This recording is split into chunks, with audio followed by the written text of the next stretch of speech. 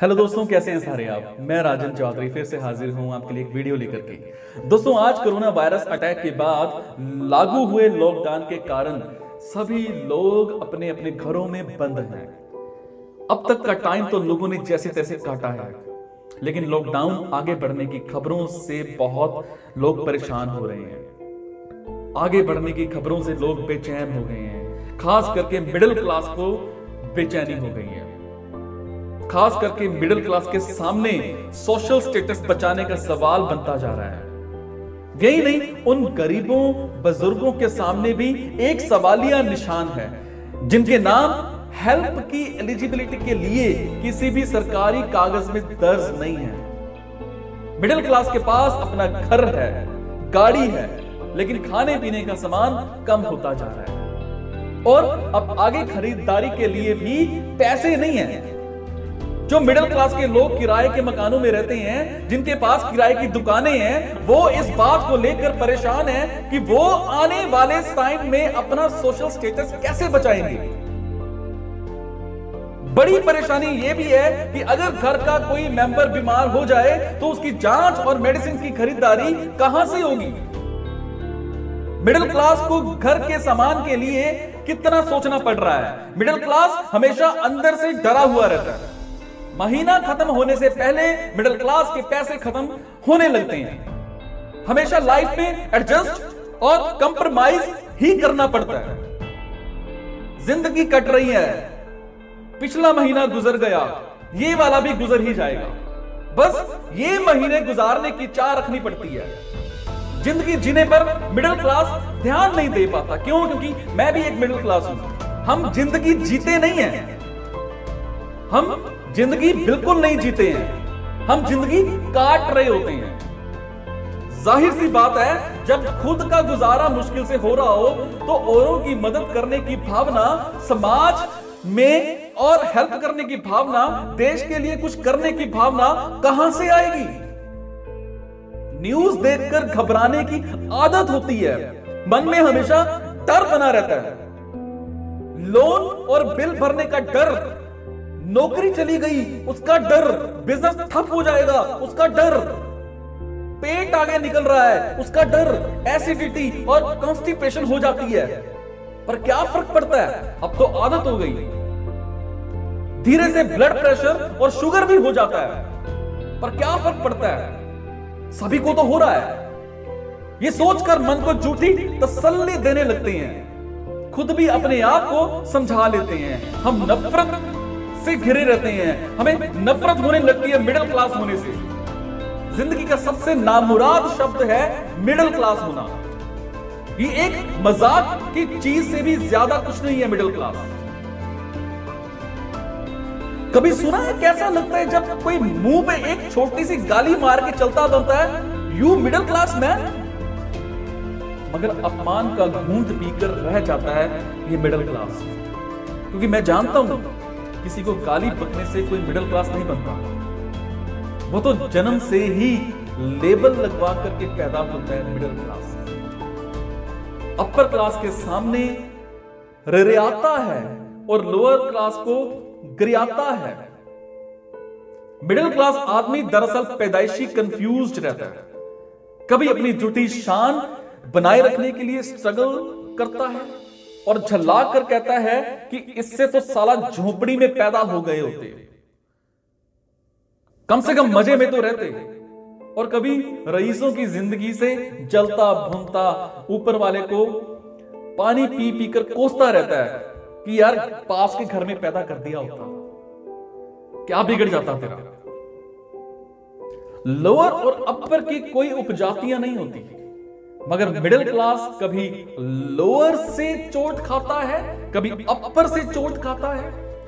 इसलिए उनसे बराबरी करने की होड़ में अपनी उपजातियां बना बैठा है। Lower middle class, upper middle class. कभी गौर से देखना, हर मिडिल क्लास औरत आदमी के एक से चेहरे होते हैं। सब भैया बहन ही दिखते हैं। सबके कंधे मकान कारों के लोन से लदे फदे होते हैं। सबके घरों में शादी के दहेज में आया एक ही डिजाइन का सोफा होता है। सबके बच्चों की फीस लास्ट डेट निकलने के 10 दिन बाद जमा होती है। सबके घरों के पेस्ट को खत्म हो जाने के बाद कंघी से दबा दबा कर उस पेस्ट का आखिरी कतरा भी इस्तेमाल किया जाता है। सभी मिडिल क्लास औरतों के दम पर ही ज्वेलरी का कारोबार चल रहा होता है। शक्कर पत्ती एक पड़ोसी के किचन से दूसरे पड़ोसी के किचन तक मोस्टली अप डाउन करती रहती है। सबके घर में टीवी के रिमोट को लेकर घमासान मचता रहता है। संस्कृति नाम का 1 क्विंटल भर का बोरा सबके सिर पर लदा हुआ होता है और उन्हें चाबुक मार मार के नैतिक बने रहने पर मजबूर करता है। सबको जमाने की पड़ी रहती है। सब कर्जा लेकर खुद को धन्ना सेठ दिखाना चाहते हैं। सबकी कोट की जेबें फटी होती हैं, बनियान में छेद होते हैं। सबका बीपी एक बात से बढ़ा हुआ होता है कि उसकी साड़ी मेरी साड़ी से सफेद कैसे। पड़ोसी के घर में महंगा टीवी, उसके पेट में दर्द पैदा हो जाता है। आपको पता है, इंसान जब पैदा होता है तब उसे नहीं पता होता कि वो किस घर में जन्म लेने वाला है। उसे पैदा होने के लिए ठीक वैसे ही बेचैनी रहती है जैसे किसी डफर स्टूडेंट को एग्जामिनेशन हॉल में पेपर मिलने से ठीक पहले रहती है। जाने क्या पूछ लेंगे। दोस्तों, मिडिल क्लास में पैदा होना ठीक वैसा ही है जैसे 20 क्वेश्चंस में से एक भी क्वेश्चंस का ना फंसना। पैदा होते ही बच्चे को पता चल जाता है कि वो कहां आ टपका है। अपनी पहली लंगोट के साथ ही उस पर मिडिल क्लास का ठप्पा लग जाता है। डायपर उसके लिए पार्टी वियर की एक आइटम बन जाती है। फिर उसके आसपास इकट्ठे होने वाले खिलौने, उसके झूले पर बंधने वाले फुंदरे, पेट दबाने पर पी करने वाला कुत्ता, तमाम बड़े मुसेरे चचेरे भाई बहनों के इस्तेमाल किए हुए खिलौने। ऐसा ही होता है। इस भ्रम को धाड़ धाड़ करके तोड़ते जाते हैं कि कहीं शायद गलती से किसी और क्लास का ठप्पा मुझ पर लग गया हो। एक मिडिल क्लास महिला जब रिश्तेदारी में 10 मिनट पहले जन्मे बच्चे के लिए कपड़े खरीदने जाती है तो बिना किसी सोच विचार के ये 4 साल के बच्चे के साइज के कपड़े मांगती है। मिडिल क्लास फैमिली में आए नए मेहमान की माता देखकर बहुत खुश होती है। चलो, ये अच्छा है, ये अच्छा है, बात तक काम आएंगे। वो जानती है कि हाई सोसाइटी की लेडी इतना आगा पीछा सोच विचार कर नहीं चलती। वो इस हद से 3 मंथ के बच्चे के हिसाब का कपड़ा खरीद कर लाएगी। हाई सोसाइटी की 8-10 लेडीज के गिफ्ट से साल भर कट जाता है। फिर दूसरे साल से चौथे साल तक माता एक एक करके इन्हीं मिडिल क्लास गिफ्टों को निकालती है। न्यू बॉर्न मिडिल क्लास बच्चा अपनी 4 बार फोल्ड की गई आस्तीनों को देखकर सोचता है, ओ मेरी मां, मुझे कसम है इस ढीले डंपर शर्ट पैंट की, बड़े होकर मुझे लैला अली के साइज के कपड़े लाकर ना दिए तो देखना। बेचारा बालक बड़े होकर सारी कस्में भूल जाता है और अपने रिश्तेदारों के बच्चों के लिए 4 साल बाद तक की काउंटिंग करके कपड़े खरीदने लगता है। मुझे याद है, एक बार पुराने बक्से में से मेरा एक प्राइमरी क्लास में पहनने वाला स्कूल का लाल स्वेटर निकला था। मैं बड़ा एक्साइटेड होकर उसे हाथों में लेकर देखने लगा और पुराने दिन याद करने लगा कि मैं इस क्यूट से स्वेटर में कैसा दिखता रहा हूंगा। मगर वो स्वेटर क्यूट नहीं, बड़ा क्लेवर था। वो एक अट्ठास के साथ उछला और मेरे बदन पे आके समा गया। मिडिल क्लास आदमी के दिल में डर स्थायी भाव की तरह मौजूद होता है। वो जीवन डरते डरते काटता है। सो प्रॉब्लम क्या है कि इस टाइम मिडिल क्लास बहुत परेशान चल रहा है। आज की डेट में मिडिल क्लास के पास पैसे खत्म हो चुके हैं, कोरोना चल रहा है। वो इतना परेशान है कि मैं आगे रेंट कहां से भरूंगा, मैं आगे सैलरीज कहां से भरूंगा। मेरे को सरकार ने कह दिया है कि आपने एम्प्लॉयज को सैलरी देनी है, वो कहां से भरेगा, वो रेंट्स कहां से भरेगा।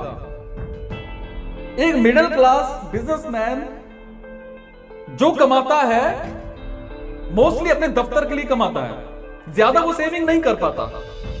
बट प्रॉब्लम उसके लिए इस टाइम खड़ी हो जाती है। इस टाइम सबके लिए सोचा जाता है, झुग्गी झोपड़ी वालों के लिए सोचा जा रहा है, जहां उनको 2 रोटियां चाहिए वहां उनको इस टाइम 200 रोटियां मिल रही हैं, और मिडिल क्लास की कोई नहीं सोच रहा। सो प्लीज ह्यूमैनिटी के लिए इस time middle class, upper class, lower class ना देखा जाए।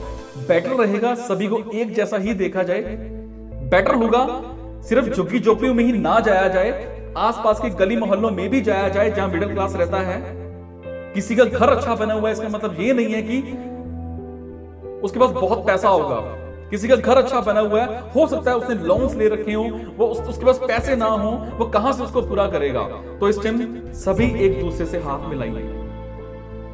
खास करके सरकार को सोचना चाहिए कि बिजली के बिल हैं, बहुत सी चीजें हैं, इस पर एक मिडिल क्लास को रियायत देनी चाहिए। सरकारी नौकरी कर रहा है तो उसके पास आ रहा है, बट प्राइवेट नौकरी वाला या फिर एक बिजनेसमैन वो इस टाइम धक्का खा रहा है। तो इस टाइम सरकार को प्राइवेट नौकरी वालों के लिए और बिजनेसमैन के लिए सोचना चाहिए। Thank you so much.